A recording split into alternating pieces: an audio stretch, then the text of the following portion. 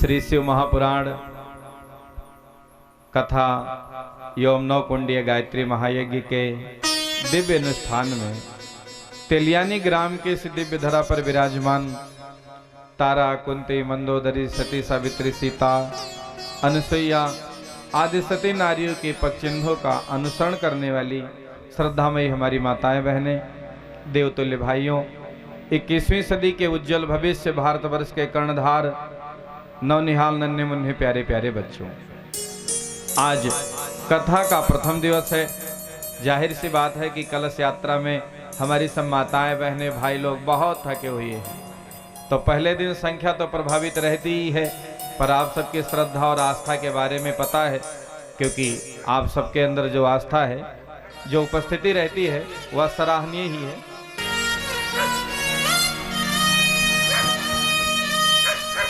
बोलिए शंकर भगवान की जय। ध्यान देंगे, हिंदू सनातन संस्कृति में पुराणों की संख्या कितनी है? भाइयों बोलिए, ध्यान दीजिए, कितने पुराण हैं? कोई हमसे पूछे कि पुराण कितने हैं तो उत्तर क्या होगा? ध्यान दीजिए, अब एक बार पुनः पूरा विश्व हिंदुत्व की ओर लौट रहा है। अब तो बड़े बड़े परीक्षाओं में अपने सनातन संस्कृति के बारे में प्रश्न आने लगा है। रामायण में कितने कांड हैं, सबसे छोटा कांड कौन सा है, आदि आदि सारी बातें।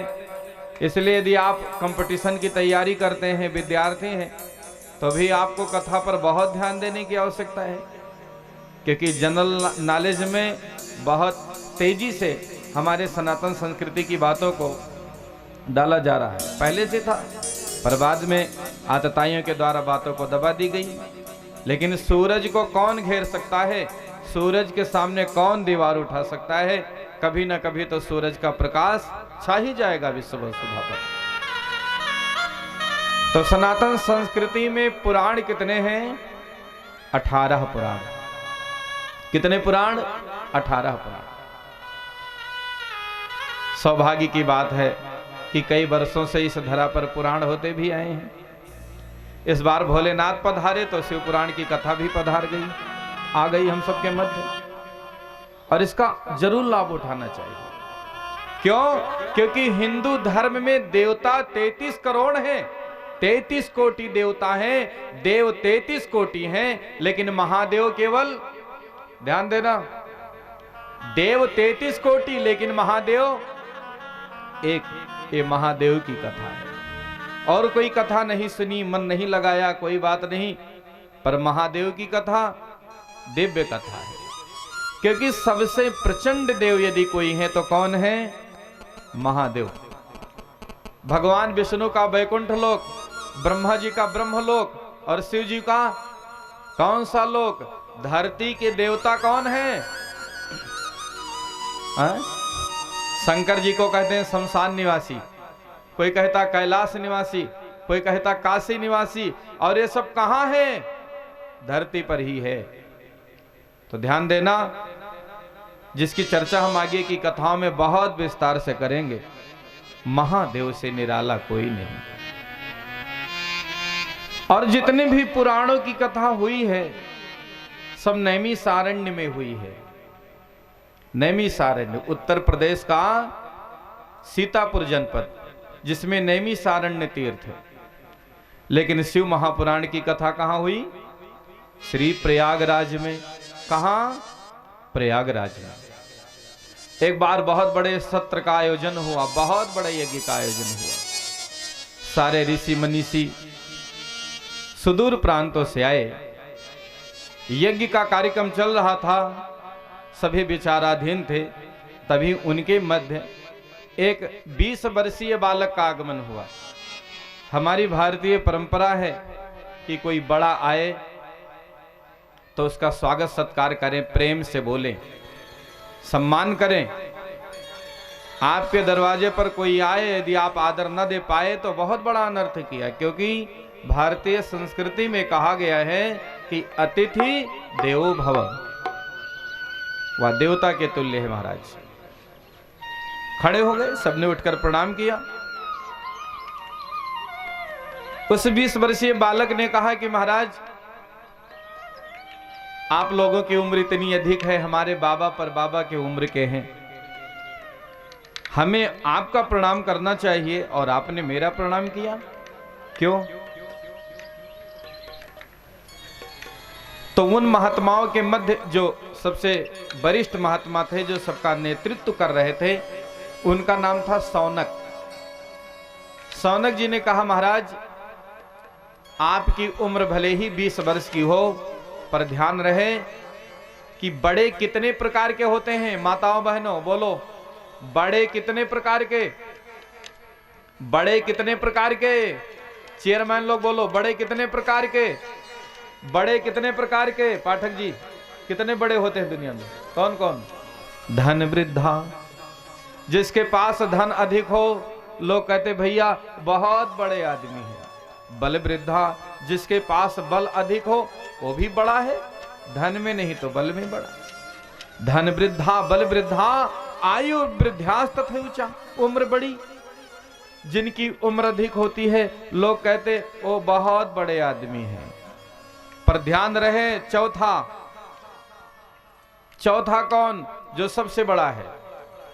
धन वृद्धा, बल वृद्धा, आयु वृद्धास तथैचा, ते सर्वेति ज्ञान वृद्धास किंकिरा शिष्य किंकरा। पर इन तीनों से चौथा बड़ा है कौन? जो ज्ञान में बड़ा हो। उम्र की बड़ाई भी छोटी पड़ जाती है ज्ञान की बड़ाई के आगे। इसलिए मैं लोगों को कहता हूं कि ज्ञान किसी उम्र का गुलाम नहीं है। यदि आपके घर का छोटा बच्चा या छोटी उम्र वाला अच्छी बातें कहे तो मान लेने में कोई हर्ज नहीं है।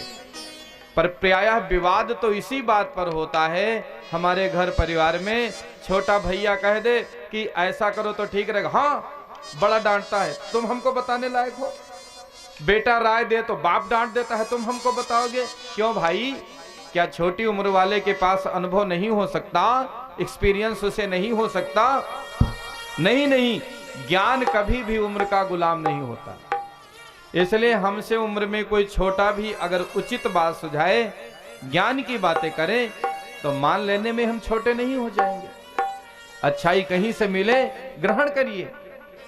आज श्री प्रयागराज में त्रिवेणी संगम के पास सौनक जी ने कहा, महाराज आपकी उम्र तो बहुत छोटी है, पर ज्ञान में आप सबसे वरिष्ठ हैं, क्योंकि आपको गुरुदेव का आशीर्वाद प्राप्त है। पूरी दुनिया कहती है हमारे फलाने गुरु, हमारे धमाके गुरु, पर सच्चा शिष्य तो वो है जिसको गुरु कह दे कि ये मेरा शिष्य है। गुरु की छाया में शरण जो पा गया, उसके जीवन में सुमंगल आ गया। सौनक जी ने प्रार्थना की है, महाराज आप महाज्ञानी हैं, सारे पुराण आपको कंठस्थ हैं, वेद वेदांत का संपूर्ण ज्ञान है आपको। मैं आज जानना चाहता हूं कि ये जो पुराण है, पुराणों की कथाएं हैं, इनमें सबका सारांश क्या है, सार तत्व क्या है। क्योंकि हम लोग जब भी खेत में फसल बोते हैं, कोई खरपतवार हो जाता है, उसको कोई थोड़ी काट के घर में लाता है, दवाइयाँ डालते हैं, निकाई गुड़ाई करा के निकालते हैं। क्योंकि हम लोग तो वही ग्रहण करते हैं, स्वीकार करते हैं जो हमारे उपयोगी है। सारांश को लेना है, बाकी चीजों को तो त्याग देना है। तो पूछा है, महाराज ये जो 18 पुराण हैं, इसमें सबका मुख्य क्या है, सबका सारांश क्या है, सबका सार क्या है, सबका निचोड़ क्या है, किसे पकड़ा जाए, किसे त्यागा जाए, हम आपसे जानना चाहते हैं। महाराज आप कोई ऐसा दिव्य अनुष्ठान बताइए जिसको कर लेने से अंतःकरण की शुद्धि हो जाए, मन पवित्र हो जाए। मेरे भाई बहन, यज्ञ हो, कथा हो, सत्संग हो, यदि हमारे 3 उद्देश्य पूरे नहीं हुए तो समझ लेना कि हमने ढंग से पूजा नहीं की, कथा नहीं सुनी। 3 काम क्या? 3 काम कौन सा? आज 31 तारीख को कथा शुरू हो रही है, 7 तारीख को सोचना कि 3 काम हमारा बना कि नहीं, और यदि नहीं बना तो फिर कथा व्यर्थ चली गई। महाराज पहला स्वांतः सुख हो। आज जिधर दृष्टि डालो दुख ही दुख है महाराज, समस्याएं ही समस्याएं हैं। गरीब सोचता है अमीर हो जाऊं, अमीर सोचता है सुंदर हो जाऊं, कुंवारे सोचते हैं विवाह हो जाए, और जिनका विवाह हो गया वो सोचते हैं जल्दी मर जाऊं। 95% पति पत्नी का जोड़ा एक दूसरे से संतुष्ट नहीं है, मजबूरी में गाड़ी घसीटे हैं। तो महाराज हम किस सारांश को ग्रहण करें, ऐसा कौन सा अनुष्ठान करें जिससे हमारे चित्त की शुद्धि हो जाए। तो स्वांतः सुख कहां मिलेगा महाराज? क्या ताश खेलने में सुख मिलेगा?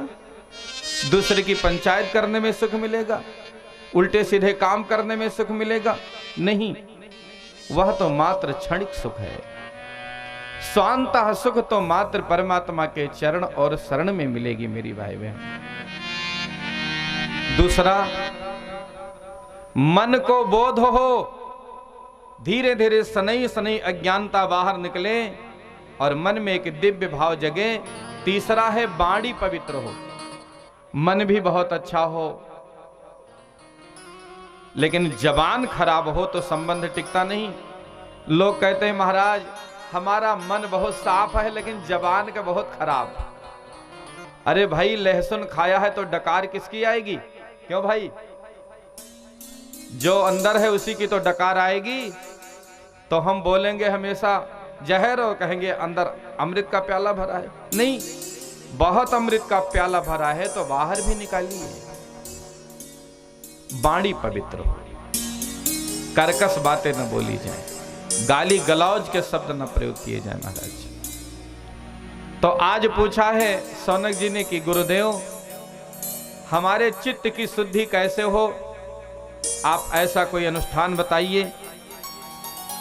भगवान शिव को संतुष्ट करने वाले, कानों के लिए जो रसायन हो, ऐसे दिव्य पुराण का श्रवण हम सब करना चाहते हैं। क्यों? क्योंकि काल ब्याल मुख ग्रास त्रास निर्णास हेतवे। आज पूरा समाज काल रूपी ब्याल का ग्रास बना हुआ है। काल माने समय, ब्याल माने सांप और ग्रास माने चारा। काल मुंह बाए बैठा है, कब ग्रस ले हमको आपको पता है क्या? नहीं, पूरी जिंदगी धन धन धन और एक दिन हो गए निधन। चिल्लाया खूब या धन वाह धन, या धन वाह धन, और अंत में हो जाना है निधन महाराज। इसलिए जो अपना कर्तव्य उसी पर न्योछावर हो जाना। ऐ मनुष्य तेरे जीवन का कुछ भी नहीं ठिकाना। अरे जब शरीर अपना नहीं है मेरे भाई बहन, तो फिर नातेदार रिश्तेदार घर परिवार सब है अपने क्या? नहीं तो क्या करे? फिर भी अपने कर्तव्य का पालन करिए। यदि आप बाप है तो बाप वाला फर्ज निभाएं, पत्नी है पत्नी वाला फर्ज निभाएं, भाई है भाई वाला फर्ज निभाएं। जो जिम्मेदारी है अपना कर्तव्य निभाते चलें और हमेशा तैयार रहिए कि जब भी बुलावा आ जाए, नथिंग टेंशन अबाउट दैट, चलने को तैयार रहेंगे। और समझ लो कि रहना नहीं देश बेगाना है। कोई बूढ़ा होकर जाएगा, कोई युवा में चला जाएगा, कोई बचपन में चला जाएगा। जाता नहीं है कोई दुनिया को छोड़कर, कोई छोड़ के थोड़ी जाता है। मिलते हैं सब यही कपड़े बदल बदल कर, कपड़ा बदल के सब लौट के आ जाते हैं।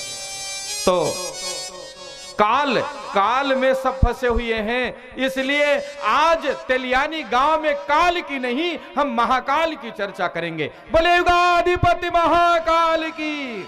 क्यों? क्योंकि अकाल मौत वह मरे जो काम करे चंडाल का, और काल उसका क्या बिगाड़े जो भक्त हो महाकाल का।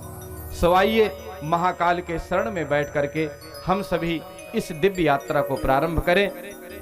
भाइयों बहनों, पूछा है सौनकादि मुनीश्वरों ने कि आज हर व्यक्ति ग्रास बना हुआ है काल का, हम क्या करें महाराज, आप हमारा मार्गदर्शन करें।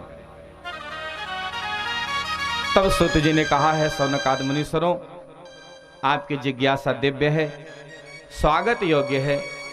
मैं आप लोगों को शिव महापुराण की कथा सुनाऊंगा, जो पूर्व काल में भगवान शिव के ही मुंह से निकली थी, शिव कथा।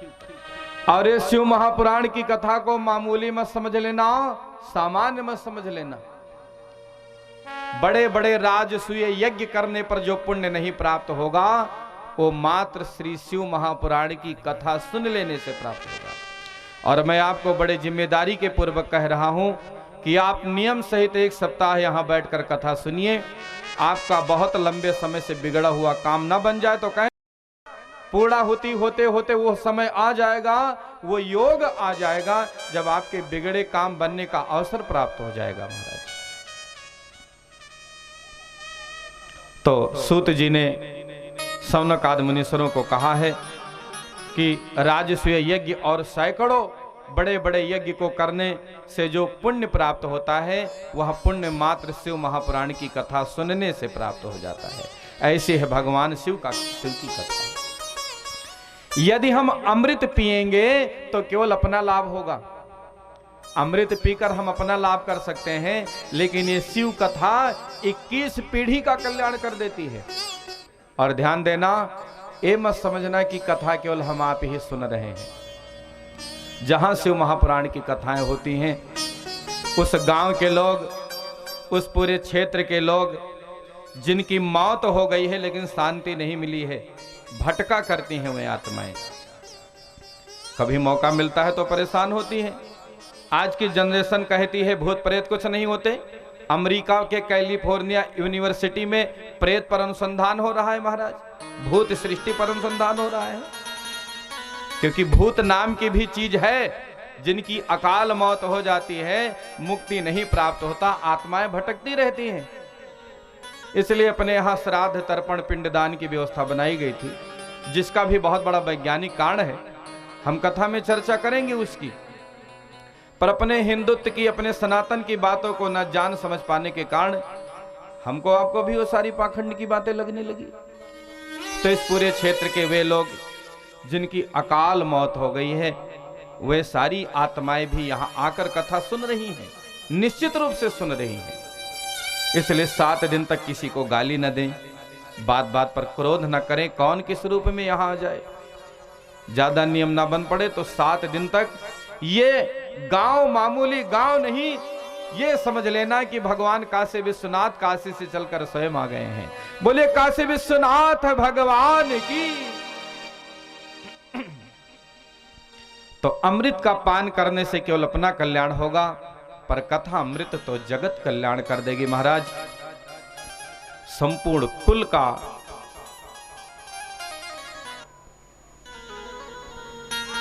विस्तार हो जाता है, संस्कार और सदाचार का उनके अंदर एक प्रवाह आ जाता है महाराज।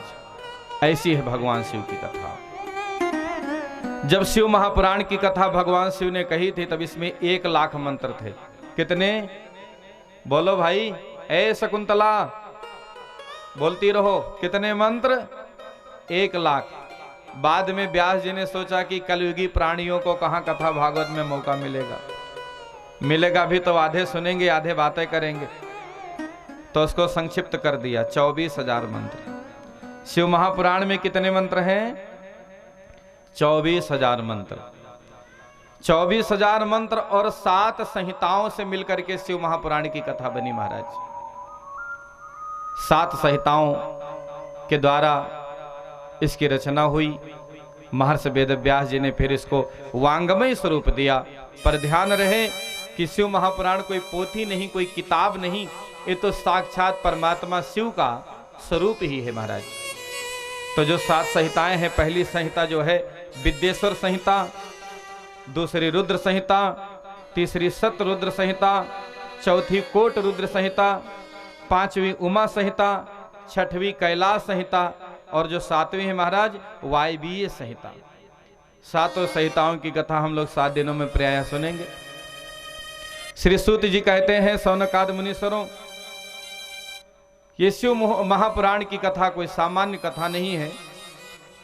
जो प्रसन्न चित्त से श्रवण करता है, भगवान उसके जीवन में कोई अभाव नहीं रखते, काल की चाल को टाल देते हैं, बिगड़ी काल की चाल को भी टाल देते। कौन? महाकाल भगवान सदाशिव। तो जाकर के महाराज प्रयागराज में उसी यज्ञ के मध्य, दिन में यज्ञ का कार्यक्रम, शाम को सत्संग शुरू हुआ। श्री सूत जी व्यासपीठ पर विराजे और सबने भगवान सदाशिव का ध्यान किया। आइए हम लोग भी भगवान शिव का ध्यान करें प्रयागराज में। और कथा प्रारंभ की है। कथा एक प्रश्नोत्तर है। एक तरफ वे बैठे हैं जो जिज्ञासु हैं, जिनके जीवन में व्यथा है, और दूसरे तरफ भगवान की कथा है, क्योंकि कथा ही है जो हमारे आपके व्यथा को दूर कर सकती है। जिज्ञासुओं ने प्रश्न किया है कि महाराज आज ऐसा सुअवसर हम सबके मध्य पधारा है, जो आप जैसे दिव्य पुरुष विराजे हैं, सो भगवान शिव की दिव्य मधुरमय लीलाओं को हमें आप सब श्रवण कराएं। क्यों? क्योंकि परमात्मा की कथा ही हमें इस भाव से तार सकती है महाराज। क्योंकि विषमता जब भी जीवन में आती है तो समता तब आएगी जब परमात्मा की कृपा होगी। पूछा है कि आपने तो कह दिया कि ये महाकाल की कथा है, शिव की कथा है, सबका बेड़ा पार करने वाली है, काल की बिगड़ी चाल को टाल देगी। तो महाराज कथा प्रारंभ हो उससे पूर्व हम आपसे जानना चाहते हैं कि ये शिव महापुराण की कथा कैसे कैसे लोगों को तार सकती है, बेड़ा पार कर सकती है। तब श्री सूत जी ने शिव महापुराण के प्रसंग को आरंभ किया है, जिसको हम महात्म कहते हैं। क्योंकि किसी भी चीज को जानने के लिए, समझने के लिए उसके महात्म को जानना समझना अति आवश्यक होता है। क्योंकि जब तक हमें महत्व ना पता चले, भले ही पारस पत्थर रखा हो तो क्या पता महाराज, गंवाते चले जाएंगे, गंवाते चले जाएंगे। गौरव गरिमा महिमा तभी समझ में आती है जब कोई उसके महात्म के बारे में हमको बताए। सूत जी कहते हैं, सौनकाद मुनीश्वरों ध्यान दीजिए कि कलयुगे, ये जो कलयुग है, मृत्युलोके जनाः सर्वे नाना कलेश समन्वितान, नाना प्रकार के कलेश में उनका जीवन सना हुआ है, समन्वित है। कलेशों का संग्रह जो कलेश के रूप में उनके जीवन पर ग्रास बनकर मडरा रहा है महाराज। तो ये शिव महापुराण की कथा कैसे बेड़ा पार करेगी? जो अत्यंत लालची हैं, सत्य से विहीन हैं, माता पिता से द्वेष करते हैं, ऐसे भी कलयुगी संतान है महाराज। मान है मात पिता नहीं देवा, साधुन सन करवा में सेवा। और भगवान शिव कहते हैं, भवानी जिनका ये आचरण है, लोग कहते हैं निशाचर कौन है? तो कहते हैं कि कौन निशाचर है? मां नहीं मात पिता नहीं देवा, साधुन सन करवा वही सेवा, जिनके ये आचरण भवानी ते जाने निश्चर संप्राणी।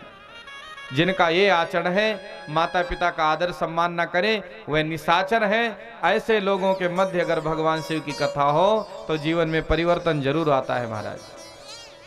जो पाखंडी हैं, जो हिंसक वृत्ति के हैं, जो छल कपट करने वाले हैं, जो व्यभिचार परायण हैं, व्यभिचार। और ध्यान दीजिए, आज कलिकाल में व्यभिचार को प्यार कहते हैं। जितने व्यभिचारी ये कहते हैं प्यार को दुनिया करने नहीं देते। अरे नालायक के प्यार है? प्यार तो होता है पति पत्नी का, एक दूसरे के प्रति समर्पण भाव का, सुख दुख में एक दूसरे के जीवन में साथ निभाने का। प्यार होता है अपने माता पिता से, प्यार होता है भाई भाई का, प्यार होता है भाई बहन का। पर प्यार का अर्थ केवल व्यभिचार, और एक नहीं 20-50 जगह व्यभिचार, और उसे तुम प्यार का रंग दे रहे हो? नहीं। उदाहरण लेते हैं राधा कृष्ण से, उदाहरण लेंगे बड़े बड़े प्रेमी प्रेमिकाओं के, और समाज में व्यभिचार फैलाएंगे। तो जिनकी बुद्धि व्यभिचार परायण हो गई है महाराज, उनको भी उबारेगी भगवान शिव की कथा, शिव महापुराण की कथा। सब पवित्र हो जाएंगे। ये ऐसी गंगा आई है इस बार तेलियानी गांव में, सारे जन्म जन्मांतर के मैल कुचैल हैं सब साफ हो जाएंगे। बस नियम सहित बैठना है। भाग्योदयन बहुजन्म समर्जितेन सत्संगमं च लभते पुरुषो यदा वै अज्ञान हेतु कृत मोह मदान्धकार नाशम विधाय ही तदोदयते विवेकः। तो जन्म जन्मांतर की जो गठरिया है उसको खोल के सब साफ करना है महाराज। तो महाराज क्या ऐसा कभी हुआ है किसी के जन्म जन्मांतर की मैल साफ हुई है? हाँ, सूत जी कहते हैं सौनकान मुनीश्वरों कि रात नगर में एक ब्राह्मण रहता था जिसका नाम था देवराज। क्या नाम था? देवराज। नाम बड़े दर्शन छोटे। समाज में ऐसे लोग भी हैं महाराज, नाम तो देवराज और देवताओं जैसा एक भी काम नहीं। नाम है पृथ्वीपाल सिंह और रहते हैं किराए के मकान में। अब बताओ कौन पृथ्वीपाल? पाले पूरी पृथ्वी और खुद रहने के लिए किराए के मकान। तो नाम है देवराज। ब्राह्मण के घर में पैदा हुआ है, लेकिन ना तो एक भी ब्राह्मण का गुण और ना एक भी देवताओं का गुण। नाम रख लेने से होगा? देवराज, ब्राह्मण और संध्या एक भी नहीं करता महाराज। तो ऊंचे कुल के जन्म हुआ, करनी ऊंच ना होए तो बात नहीं बनेगी। करनी भी ऊंचा करना पड़ेगा, कर्म भी अच्छा करना पड़ेगा।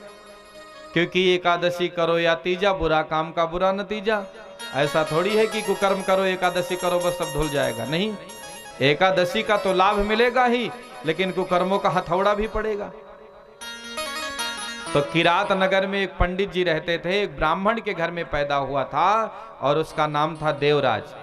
कुछ लोगों को अभिमान होता है अपने जाति का और इसीलिए ऊंची जाति कहे जाने वाले लोग धीरे धीरे निठल्ले होते चले जा रहे हैं। जतिये घमंड लिए घूमोगे कि कुछ करोगे? मेहनत करोगे, पढ़ोगे, लिखोगे। इसलिए हमारे यहाँ जितने विद्यार्थी भाई बहन बैठे हैं उनको मेरी प्रार्थना है कि जीव जान फूंक दो अपनी पढ़ाई में। नींद कम करिए, भोजन कम करिए, खेलना कूदना कम करिए, टहलना कम कीजिए और पूरी ऊर्जा लगा दीजिए पढ़ाई में। सफलता कैसे नहीं मिलेगी? मुंह लटकाते हैं महाराज इतने दिन से पढ़ रहे, तैयारी कर रहे हैं, कुछ नहीं मिल रहा। मिलेगा कैसे नहीं? मेहनत करिए, क्योंकि सफलता मात्र कठिन परिश्रम चाहती है। मिलेगा कैसे नहीं? और विद्यार्थी जीवन में सोओगे तो जीवन भर रोओगे, और विद्यार्थी जीवन में अगर मेहनत कर लिया तो फिर जिंदगी भर हंसते रहोगे और सोते रहो। क्या दिक्कत है महाराज? पर ज्यादातर विद्यार्थी ऑनलाइन पढ़ के मोबाइल में घुसे जाते हैं। पिताजी को पता चलता है बच्चा पढ़ रहा है, वो न जाने कौन कौन जी देख रहा है, उसमें गम गम गम गम गमगमाए रहता है सारा दिन। तो मेरे कहने का तात्पर्य सिर्फ इतना है कि जिनका जो कर्तव्य है उस पर डट जाएं, लगे कि हाँ भाई जिम्मेदारी पूर्वक ये अपने काम को कर रहा है महाराज। नाम देवराज, देवताओं का एक भी काम नहीं। मुझे लगता है इस गांव में सबसे ज्यादा पंडित जी लोग हैं। जनियों हो गया है, उनके कांधे भी जनियों नहीं है, लेकिन कहीं बात आएगी तो सबसे आगे लाइन में खड़े होंगे। ईमानदारी से बताओ कितने लोगों का जनियों हो गया है? यज्ञोपवीत धारी हाथ उठाओ। बहुत बढ़िया, नीचे करिए। अब यज्ञोपवीत उतारी हाथ उठाओ। जगह जनियों होगा उतारी के आए हैं, खूंटी पे टांग आए हैं। हाँ, तो नाम देवराज संध्या नहीं करता। जो ब्राह्मण संध्या नहीं करता वो अपने जीवन में अंधेरा ला रहा है, समझ लीजिए। अपने सारे विकास के रास्ते को बंद कर रहा है। ये बाबा दाई को कहते बाबा ये देखो बाबा हमारा भविष्य बहुत खराब है, कौनो हवन वन कराए दो। अरे हवन भी तभी लाभ देगी जब आप अपने यज्ञोपवीत को धारण करोगे और गायत्री की संध्या करोगे। क्योंकि कांधे पर जब जनेऊ पड़ा था तो कान में मंत्र भी पड़ा था। कौन सा? कौन सा मंत्र? महामंत्र जितने जग माही। कौन सा मंत्र? बोलो भाई। को गायत्री सम नाही। गायत्री मंत्र फूफा ने दिया होगा आपके भाइयों के जिन्होंने जनेऊ कराया था, लेकिन जनेऊ नहीं है, उतार दिए। फिर क्या समझते हो कि आप सफल होते रहोगे? नहीं, रोड़े आएंगे। यज्ञ चल रहा है, इसमें जनेऊ धारण कर लीजिए आपको मैं बताता हूं कि यदि आप यज्ञोपवीत बराबर धारण रखेंगे, समस्याएं आएंगी लेकिन उसके मार्ग भी निकलते रहेंगे। वो कोई डोरा नहीं है जिसे आप डोरा समझते हैं। यज्ञोपवीतम परमम पवित्रम प्रजापतिर्य सहजम पुरुषात् आयु समग्रम प्रतिमुंच सभ्रम यज्ञोपवीतम बलमस्तु तेजः। सारी देव शक्तियों का आह्वान होता है, पर हम लोगों ने तो डोरा माना है उसे। क्या डोरा पाखंड करे, भूल जाते हैं। क्या भूल जाते हो भैया? अरे मोटरसाइकिल चलाते हो तो क्लच की जगह ब्रेक थोड़ी दबाते हो। फोन पर बात कर रहे होगे तो पांव अपना काम करेगा, हाथ अपना काम करेगा। फोर व्हीलर जो चला रहे हैं, भले ही आप फोन पर बात कर रहे हो, ब्रेक लगाना होगा, पांव ब्रेक ही लगाएगा। इसी प्रकार जब आदत पड़ेगी, लोग शंका जाना होगा, आपका ध्यान कहीं होगा, हाथ जनेऊ निकाल के कान पर डाल देगा। पर क्या बढ़िया बहानेबाजी है महाराज, नियम नहीं पाल पाते। क्या दाहिना हाथ जहां लगाना चाहिए वहां बायां लगाते हो, या बाएं वाले का काम दाहिने से करते हो, वहां भी सब हाथ काम कर रहा है, लेकिन बहाना चाहिए सबको। महाराज भूल जाते हैं। क्यों भूल जाते हैं? 2-4 दिन, 1 सप्ताह ध्यान रखना पड़ेगा, फिर तो आदत बन जाएगी। पर देवराज कुछ भी नहीं करता, सारा काम उटपटांग। माता पिता से तो टगुरा के बोले, और बाहर कुछ लोगों की आदत होती है, बाहर के लोगों से क्या प्रेम से, और घर पहुंचेंगे 150 डिग्री बुखार चढ़ेगा। गुर्रा के पत्नी से, गुर्रा कर बच्चों से, माता पिता से भी, अपने परिवार वालों से गुर्रा गुर्रा के, और बाहर वालों से ऐसे बोलेंगे जैसे अमृत घोला है जुबान में।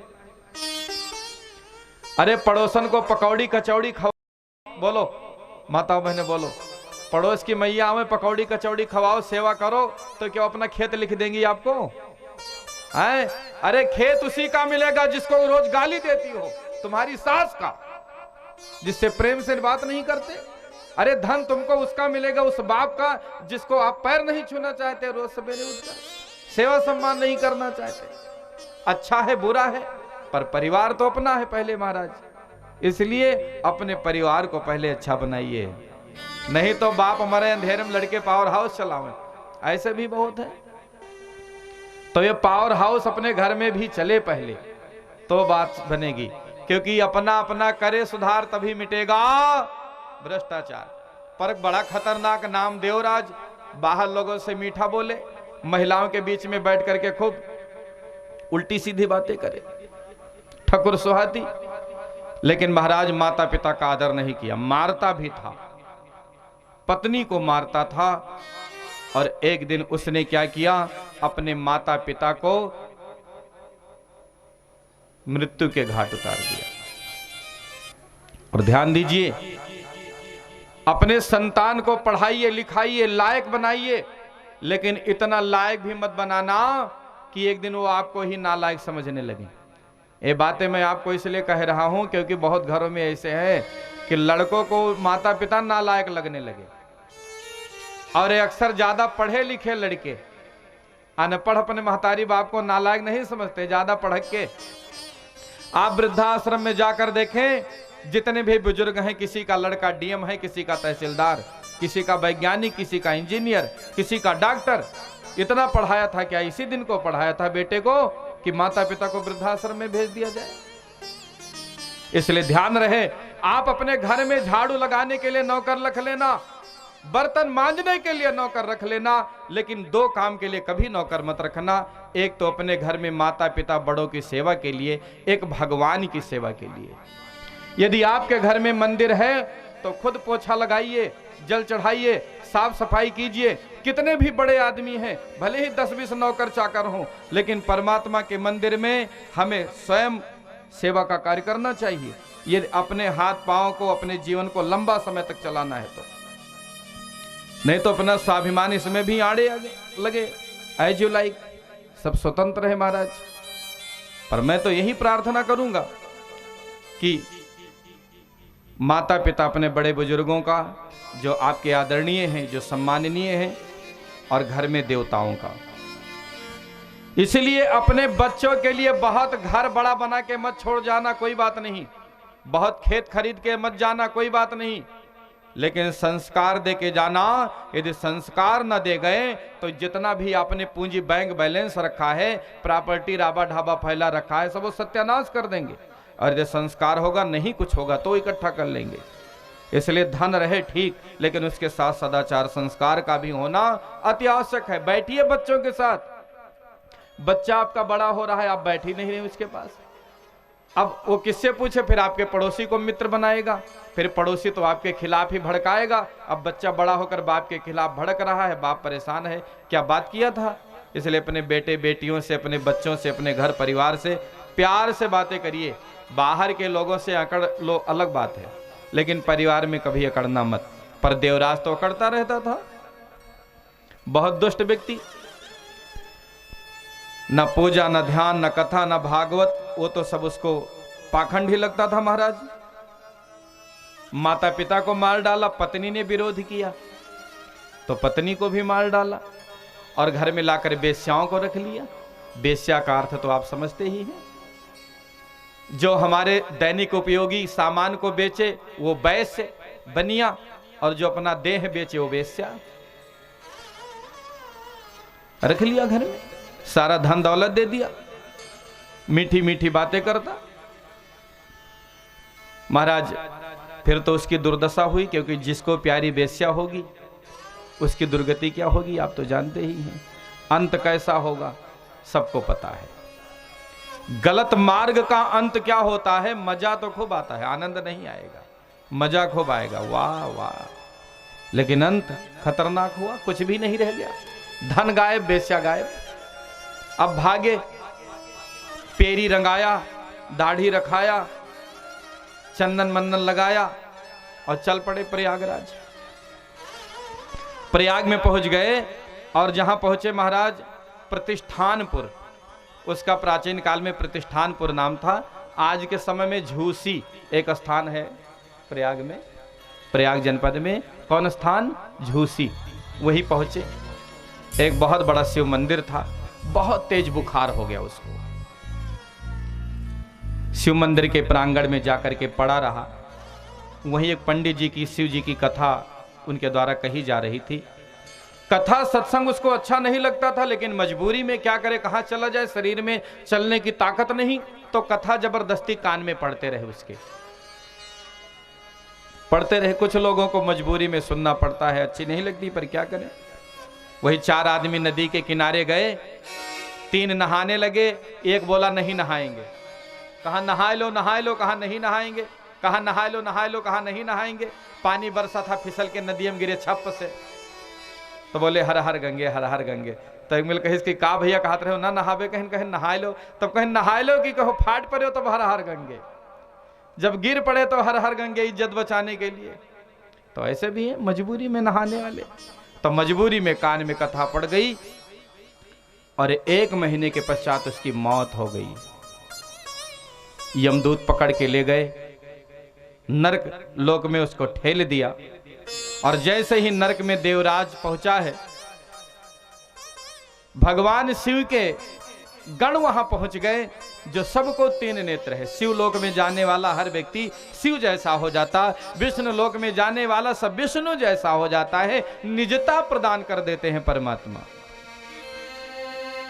भगवान शिव के गण पहुंचे हैं और यमराज से छुड़ाया इसको। इसने शिव कथा सुनी है। यमदूतों ने कहा इसकी तो तनिक श्रद्धा नहीं थी। भाय को भाय अनख आलसहूं, नाम जपत मंगल दिश दसहूं। सुनी तो परमात्मा की कथा कैसे सुनो?